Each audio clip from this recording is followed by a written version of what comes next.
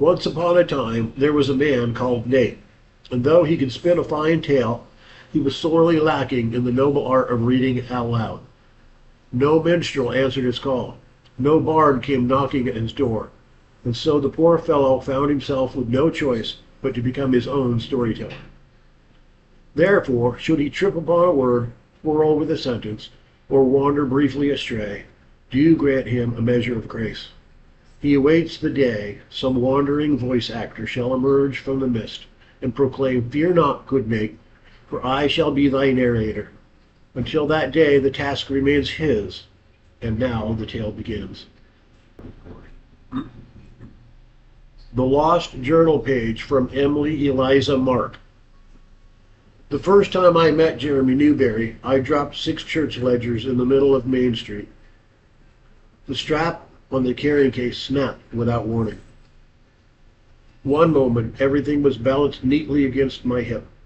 The next, books hit the dirt and papers scattered in every direction. A gust of wind seemed determined to make matters worse. Loose pages tumbled across the road. One landed in a puddle. Another slid beneath a wagon wheel. 3 more immediately made a break for freedom, as though they had spent years planning their escape. At the time, my greatest concern was not the mess. It was Father. Church records are not supposed to be lying in the middle of Main Street. Then a pair of boots stopped beside me.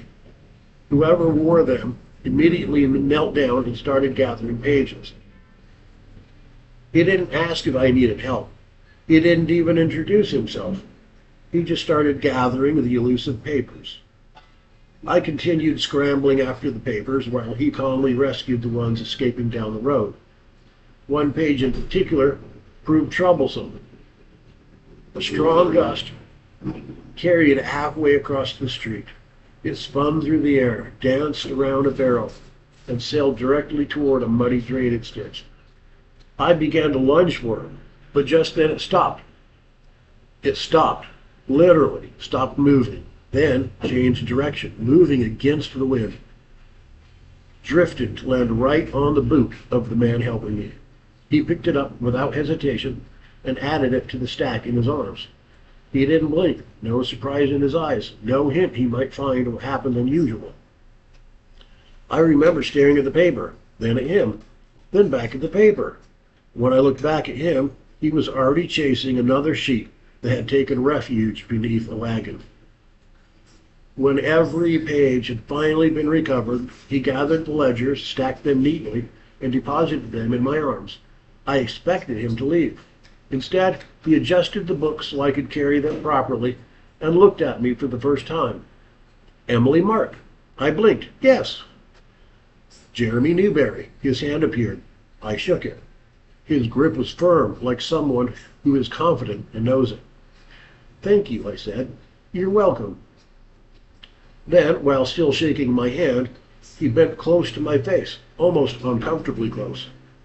He looked into my eyes and turned his head this way and that, as if trying to see into my soul. Then, without the slightest hesitation, he said, "You're in love with me, and I share the sentiment. Let's get married." I stared at him. The statement was delivered with exactly the same tone one might use to announce that rain was falling. Was he teasing me? His eyes seemed huge suddenly.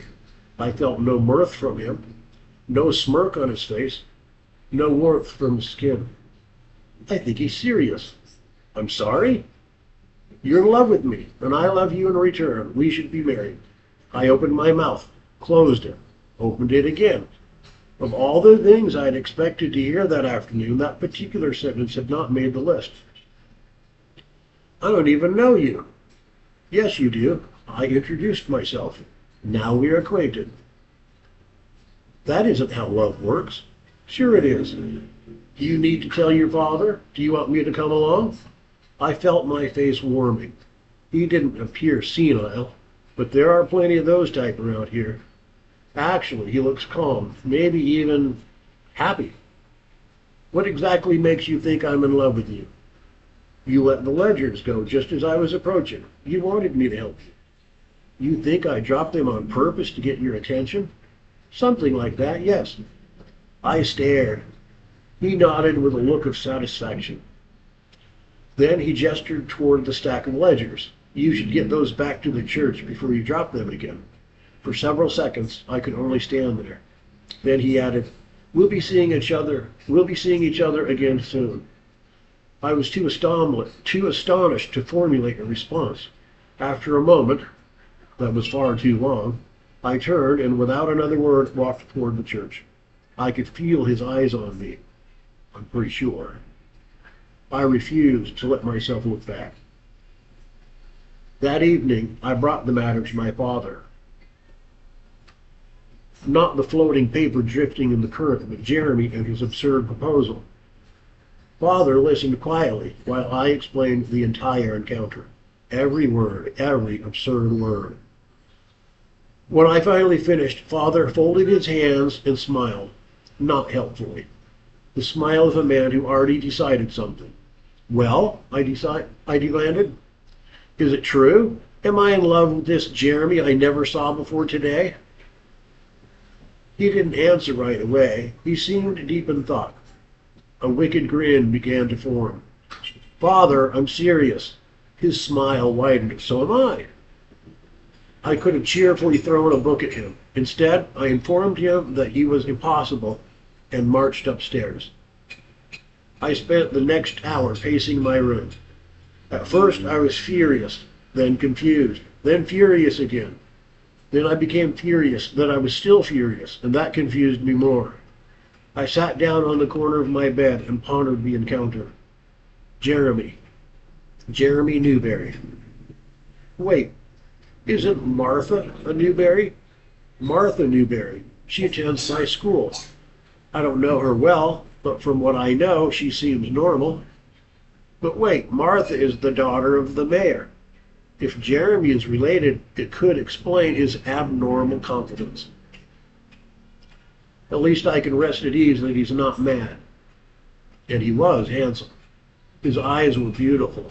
I could stare into them all day and not feel my time wasted. Love? I'm not sure.